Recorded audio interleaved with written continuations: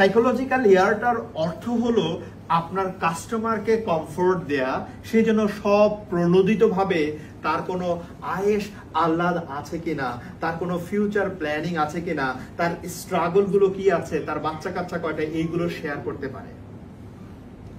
দেন সে একটু শুনছিল যে স্যার আপনার ফ্যামিলিতে কে কে আছে। আগের মতো আর প্রশ্ন করেনি স্যার আপনার ইনভেস্টমেন্ট প্ল্যানিংটা কি, আপনি কোথায় ফ্ল্যাটটা নিতে চান বা আপনি কোথায় বাসাটা নিতে চান, কবে নিতে চান, এইগুলো না। এবার সে গিয়ে বলছে যে স্যার আপনার ফ্যামিলিতে কে কে আছে। তখন সে বলে যে আমার একটা ছোট্ট মেয়ে আছে আর আমার ওয়াইফ। গ্রেট স্যার, ম্যাম কি করেন? তো ম্যাম যাই করেন সেটা সে এক্সপ্লেন করেছে।